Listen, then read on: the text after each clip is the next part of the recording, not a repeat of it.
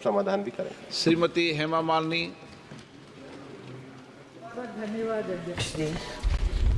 जैसे कि हम सब जानते हैं कि भारत बायोडाइवर्सिटी के मामले में रिच और लीडिंग कंट्री है, लेकिन ये भी सच है कि कई पशु पक्षियों पर एक्सटिंक्ट होने का खतरा मंडरा रहा है। गंभीर खतरे और अन्य विलुप्त पशु पक्षियों की रक्षा करने के लिए सरकार कई योजनाएं पॉलिसीज लाई है, लेकिन सफलता नहीं पा रही है। मेरा माननीय मंत्री से यही सवाल है कि भारत में राष्ट्रीय पक्षी मोर सहित कई पक्षियों की आबादी बहुत तेज़ी से घट रही है और पक्षी की कई स्पीसीज पर संकट खड़ा हो रहा है। यहाँ तक कि मथुरा जो भगवान श्री कृष्ण की नगरी है, वहाँ पर भी मोर बहुत कम नज़र आने लगे हैं। इस स्थिति को देखते हुए सरकार ने ड्यूरिंग द रिसेंट ईयर्स क्या क्या विशेष कदम उठाए हैं और वो सकारात्मक परिणाम सामने आए हैं क्या? माननीय अध्यक्ष महोदय, माननीय सदस्य ने सही कहा है, वो मथुरा से आती हैं और भगवान कृष्ण के भी मोर पंख ही सिर पे हम देखते हैं। बाकी जो हमारे तमिलनाडु के मित्र हैं वो भी इस बात को जानते हैं कि वहाँ भी भगवान शिव के पुत्र कार्तिकेय की सवारी भी मोर है। तो मोर हमारी पूरी पौराणिक सभ्यताओं में है। माननीय सदस्य ने जो कहा है कि हम एंडेंजर्ड स्पीशीज़ के लिए अलग अलग प्रोग्राम चलाते हैं और विशेष रूप से tiger conservation, lion conservation, elephant conservation, इनके लिए तो हम चलाते ही हैं। लेकिन जहाँ तक ये जो एंडेंजर्ड स्पीशीज़ हैं, इसके लिए हम समय समय पर नोटिफिकेशन भी निकालते हैं। और एक जो सबसे बड़ा खतरा है कि जो कई पक्षी ऐसे हैं जिनके शिकार किया जाता है और उनके कई भागों का उपयोग कई अन्य तरीके से किया जाता है, उसके लिए भी हम अपने क्राइम ब्यूरो की तरफ से एक सख्त प्रोटेक्शन के मेजर्स करते हैं। जो पक्षी एंडेंजर्ड हैं उनके ब्रीडिंग और कंजर्वेशन सेंटर हमने चलाए हैं और उसमें भी अपेक्षित सफलता प्राप्त करी है।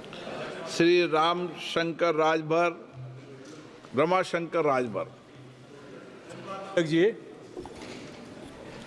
माननीय मंत्री जी से मैं आपके माध्यम से जानना चाहता हूं कि मंत्री जी अवगत हैं जहां जंगल है वहां तो जो वन्य जीव हैं वो सुरक्षित हैं, लेकिन जो हम लोगों ने सड़कें बनाई हैं उस पर गिलहरी, नेऊर, बिल्ली, शियार, ये जो छोटे छोटे जानवर हैं, गर्मी के महीने में जल के खोज में वो निकले और हमारी गाड़ियों से वो रौंदे जा रहे हैं। प्रतिदिन किसी न किसी सड़कों पर हमारे सांसद देखे होंगे कि ये जीव मर रहे हैं। इस तरह से तो जो मैदानी क्षेत्रों में, माननीय अध्यक्ष जी, मैदानी क्षेत्रों में पहले झाड़ियां थी, आबादी बढ़ी, वो खेती हो गई। झाड़ियां खत्म होने से जो जीव झाड़ियों में ही रह सकते, उड़ नहीं सकते, कि उड़ रहेंगे तो पेड़ पर रहेंगे। आपका सवाल क्या है? मेरा सवाल यह है कि इन वन्य जीवों को बचाने की सरकार की और माननीय मंत्री जी की कोई योजना है? माननीय मंत्री जी। माननीय अध्यक्ष महोदय, हम जो कार्य कर रहे हैं, सबसे पहला जो कार्य हम लोग कर रहे हैं वो मैनेजमेंट और प्लानिंग और कैपेसिटी बिल्डिंग का काम हम लोग इनको बचाने के लिए अपने कर्मचारियों का भी करते हैं। बाकी जो जैसे हम वाघ मित्र और वन्य जीव मित्र आसपास के क्षेत्र में बनाते हैं उनके लिए करते हैं। दूसरा, एंटी पोचिंग और इंफ्रास्ट्रक्चर डेवलपमेंट के लिए नेशनल वाइल्ड लाइफ बोर्ड से जितने भी मिटिगेशन प्लान सड़क वगैरह के लिए बनाए जाते हैं, तो उसमें आजकल जो हम परमिशन तभी देते हैं जब उनका पूरी तरीके से उनके जो अंडरवे है, पासवे है, जब तक वो पूरे मिटिगेशन मेजर्स में नहीं आते, विशेष रूप से जंगली क्षेत्रों के आसपास, तब तक हम उसको अनुमति नहीं देते हैं और इसकी संबंधित जो इसके एक्सपर्ट हैं उनसे उस इंफ्रास्ट्रक्चर की जांच करा के ही हम परमिशन देते हैं। तीसरा जो एक विषय है कि आबादी के दबाव के कारण और बाकी चीज़ों के कारण जो हैबिटेट्स हैं वो जो इनके ख़त्म हो रहे हैं, उसके रेस्टोरेशन के लिए हम प्रोग्राम चलाने का काम करते हैं। चौथा विषय जो है वो इको डेवलपमेंट और कम्युनिटी ओरिएंटेड एक्टिविटीज़ जो हैं उसके लिए काम करते हैं। मैं माननीय सदस्य को भी कहना चाहूँगा, जो हमारी कम्युनिटी ओरिएंटेड एक्टिविटीज़ हैं उसके साथ अगर वो अपने क्षेत्र में प्रचार प्रसार करेंगे तो निश्चित रूप से उनके भी सहयोग से इनको बचाया जा सकेगा। क्वेश्चन नंबर 183 श्री अमरा राम जी। माननीय अध्यक्ष महोदय, प्रश्न संख्या 183। माननीय मंत्री जी। तो आप पटल पर रख दीजिए। माननीय सदस्य। माननीय अध्यक्ष महोदय, मैं आपके माध्यम से मंत्री महोदय से जानना चाहूँगा कि सारा समूह और PSCL में कितने लोगों ने निवेश किया था और कितनी राशि का निवेश किया गया था?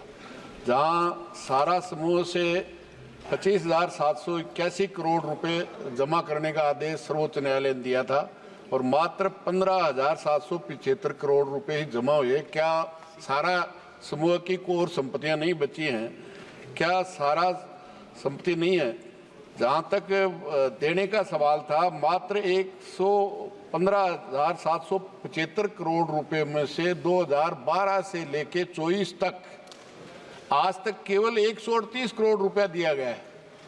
ये मैं मंत्री महोदय से जानना चाहूंगा कि 15,000 करोड़ से ज्यादा जमा सेवी में होने के बाद भी मात्र 138 करोड़ रुपया ही क्यों बटा? इसके पीछे कारण क्या है? माननीय अध्यक्ष जी, जहाँ तक माननीय सदस्य ने सहारा समूह की चिंता व्यक्त किया है, मैं आपके माध्यम से सदन को बताना चाहता हूँ कि सहारा समूह पे सेबी द्वारा Sahara India real estate corporation limited और Sahara housing investment corporation limited के खिलाफ आदेश पारित किया था, जिसको लेकर के वो सुप्रीम कोर्ट गए और 2012 में उच्च न्यायालय ने भी Sahara India real estate corporation limited और Sahara housing investment corporation limited को आदेश दिया कि 3.7 करोड़ निवेशकों से एकत्रित कुल 781,000 करोड़ रुपया की राशि 15% ब्याज के साथ वापस करें, जिसमें 18/9/2012 को सेबी सहारा इंडिया का अकाउंट